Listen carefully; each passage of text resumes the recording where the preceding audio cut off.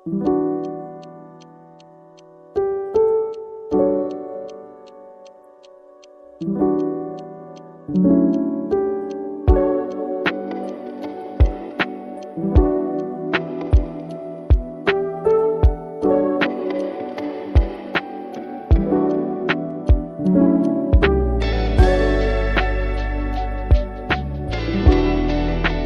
day, everyone. I stand before you today with lots of excitement. It is a privilege to address our group assignment for EMBA Class March 2023 IPMI International Business School and have the opportunity to share our thoughts and insight on doing business in Indonesia for FMCG and UMKM. As we embark on this journey, let us remember that destination is not the sole measure of success. It is the collective wisdom we gain, the friendship we forge, and the inspiration we live that truly matters. Together, we will make this journey one of alignment, enrichment, and enduring impact. And now, Let us begin!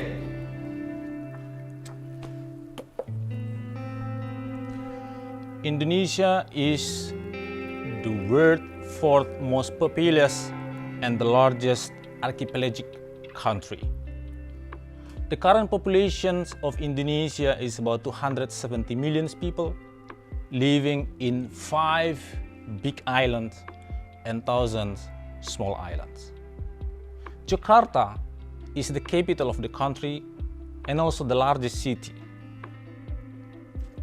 Indonesia is a rich country in terms of natural resources like gold, copper, oil, gas, nickel, and agricultural products.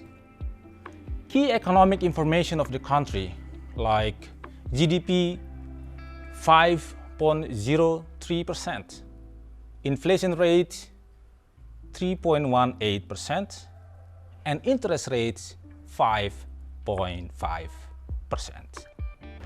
Indonesia, as the world's third largest democracy country, we focus on infrastructure building with 230 projects in 68 projects targeted to be finished in 2023.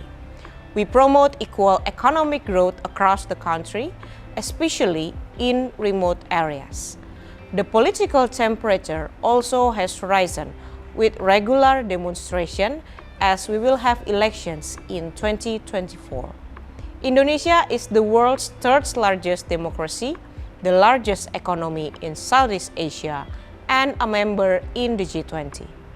Indonesia is stable politically and has a presidential system of democracy. A comprehensive push for decentralization has seen much power transferred to the region.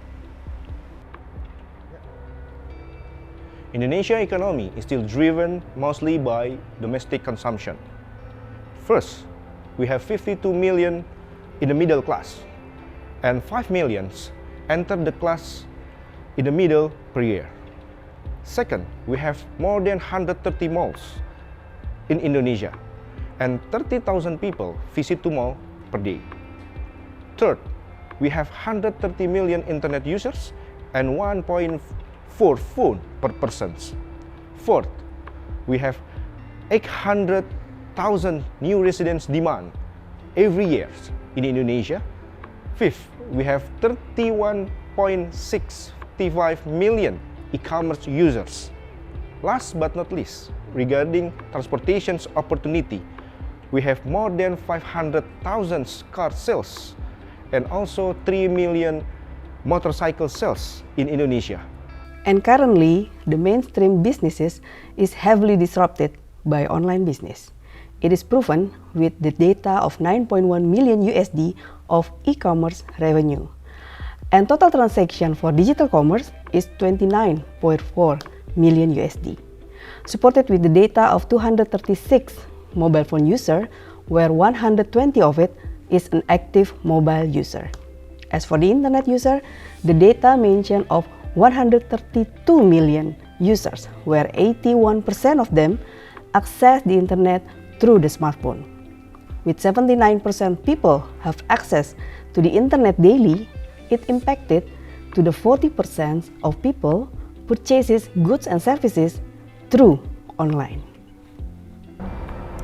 The legal, standardizations, and technical regulations are the requirements that need to be taken care of to do business in Indonesia. It is important to check the updated regulation before running the business. Now, how about the tax regulation for doing business in Indonesia? Basically, there will be an income tax, number one, and second is the retribution from the local government. The normal tax for the business income is 22% from the profit. However, currently, Indonesian government give a special incentive for a tax income for the small medium enterprise as well as the micro business players. This one is based on the PP number 23 2018. What it says is actually for individual or UMKM players with income less or equal with 4.8 billion yearly, it only need to pay income tax equal with 0.5% from the offset. Number two, talking about retribution from local government, which is equal with 10% from the price, it will be applicable for the UMKM in the form of restaurant, cafe, and hotels. It's not yet applied for the home industries and also online business with no physical presence. So, I think it's time for us to utilize the special incentive as well as the no retribution yet from the local government to do the UMKM business in Indonesia. Regulation for fast-moving consumer goods in Indonesia cover a range of areas from production to distribution and marketing. For FMCG companies involved in import and export, compliance with the custom and trade regulation is very crucial. This includes proper documentation, tariffs, and compliance with the Indonesian National Single Window. Other crucial regulations about halal certification, labeling and packaging, and also product compliance related to food and drugs. For more detailed information, you can go through Indonesia Custom website www.beacukai.go.id. Value Chain Network, Road to Global Market. Building a distribution network in FMCG industry in Indonesia can be highly competitive and challenging. Local expertise and relationship can be crucial to your success. Collaborate with local expert, industry association, and business consultant who can provide valuable insights and guidance specific to the FMCG sector in Indonesia. Here's some specific consideration and strategy for you as part of your road to global market. First steps, market research. Understand the customer preferences, marketing trends, local competition that have demand in Indonesian market, and register your business and comply with industry regulations such as labeling, quality standards, and also safety. Product selection. Ensure products meet local quality and safety standards. Second steps, business plan. By developing market entry, pricing strategy, and distribution model with your unique USP and competitive advantage in the industry. Distribution strategy model and collaborate with established distributors with strong network and knowledge in the market. Logistic, supply chain, and distribution selection. This is an end-to-end efficient logistic and supply chain operation. We come to the third steps, is pricing and payment terms. It has to be competitive and flexible pricing structure and payment terms to distributor and the retailer incentive as well. The fourth steps, marketing and promotion. It's about the brand awareness to drive the demand, omni-channel for marketing channel. Fifth steps, sales support and training. Sales force and product training for distributor and also your sales team. The sixth steps, retailer relationship. We need a strong retailer relationship and partnership to ensure visibility and accessibility of your products. And the last steps, monitoring and adoption, quality control, and sustainable environmental consideration. Yes, so before we move on into the investment, it's always good to know about the do's and don'ts on the countries that we are going to enter. So let's talk about the do's. A, we better conduct a market research on customer taste and product segment. And B, we should analyze and decide which area of your target market will be. Check for special economic zone nearby the area. C, Indonesia is an archipelago. Design and take logistic and distribution issues into account since very beginning. Next one, you should select right legal consultant to assist during the setting up and registration process, and having a local trustee partner will be very beneficial.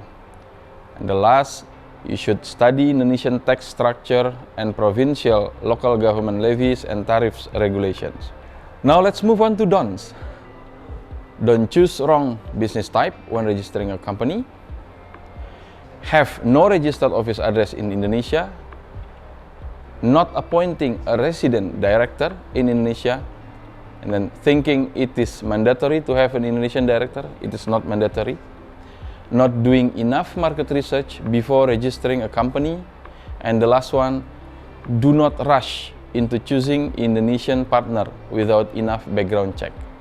Those are the do's and don'ts of investing in Indonesia. On doing business in Indonesia, we have also to put our concern on the payment risk. The first one, FMCGs usually rely on distributors to market their products.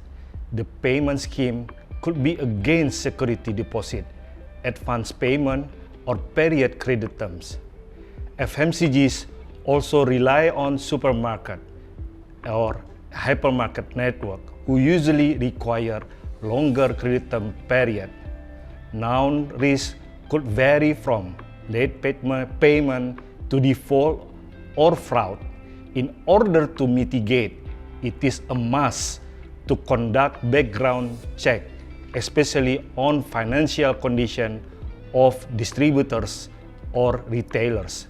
Another method is by requiring security deposit to would-be distributors or resellers.